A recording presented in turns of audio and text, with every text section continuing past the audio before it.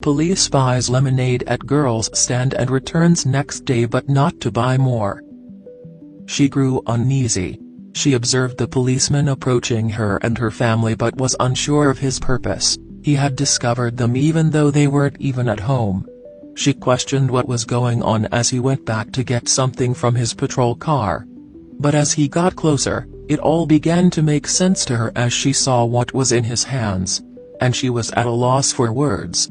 Melissa Garkar had never dealt with the police in a significant way before this. She resides in Lake County, Ohio, with her husband and 2 kids. She never really came into contact with law enforcement, and it's a good, secure place to raise a family.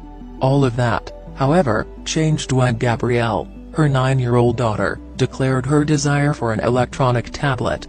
The young girl came up with a tried-and-true idea to make some money because the family didn't have much for entertainment.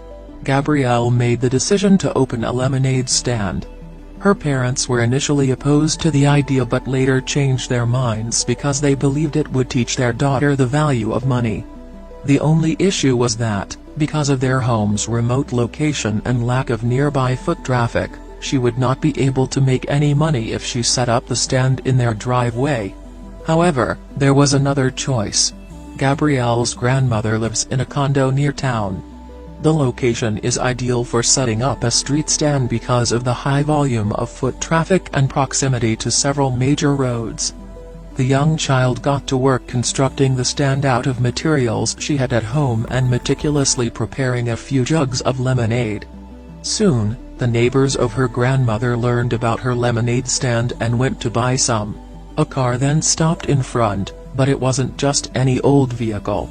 A patrol car stopped, and as soon as it did, an officer got out and made his way over to Gabrielle's stand.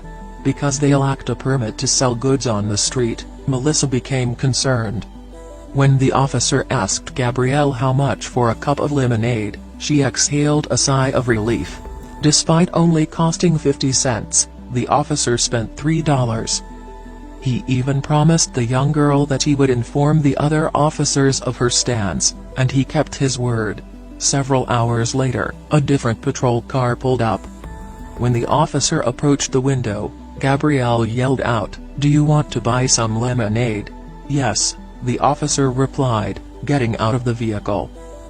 Zach Ropus, a deputy sheriff in his 20s, was there. He struck up a conversation with Gabrielle. He recalls, "I asked her what she wanted to do with the money. She promised to purchase an iPad to aid in her schoolwork and for gaming." Officer Ropus was moved by the girl's dedication to her work and wanted to lend a hand, but other officers might not have shared his sentiments. Melissa was becoming edgy with all the officers' attention on her little girl's lemonade stand. It was a harmless way for a kid to make money, but she had heard stories of law enforcement coming down hard on unlicensed vendors, and one 5-year-old girl had even been given a $200 fine for running a lemonade stall. When Officer Ropus approached Melissa again, she immediately thought that there had been complaints about her child's lemonade stand. She braced herself for the blow and thought carefully about how she was going to break the news to Gabrielle. She hoped with all her heart that there was no fine involved because she had no money to pay it. But the words that came out of Officer Ropus' mouth were completely unprecedented. The next day, the Garkars were at the local high school watching Gabrielle's older brother at football practice. Then they saw a patrol car pull up. When the police officer stepped out, they recognized him. It was Officer Ropus. Then he reached inside his car and pulled something out. Gabrielle couldn't believe her eyes. Inside the bag was a brand new tablet, which Officer Ropus had bought at Best Buy the day before. "When she told me she gave the money to her mom, that's when I almost started crying because of how great of a kid she really was," he explained, adding he didn't mind spending his money on the gift. "People have helped me out in my life, so it was kind of like a pay-it-forward type thing." Melissa had been taken aback when he had approached her the day before about the gift, and now she was filled with gratitude. "The kindness of people, it gets me every single time," said Melissa about what Officer Ropus did that day. I told him, "I just need you to know that you've given this gift to a really awesome girl. She's got a huge heart." Officer Ropus agreed and wanted to make sure Gabrielle knew how much he respected her diligence. "I talked to the little girl, gave her a speech about how courageous and admirable I think her efforts were to save up her money," said Officer Ropus. Melissa took a few pictures of the moment Gabrielle received the iPad from the deputy, which the Lake County Sheriff's Department later posted on Facebook. The images went viral. The post on the Sheriff's Department Facebook page has been shared more than 34,000 times and received almost 10,000 comments. Officer Ropus and the Garcars were contacted by various media outlets, including Yahoo News and Today.com, to talk about the heartwarming story.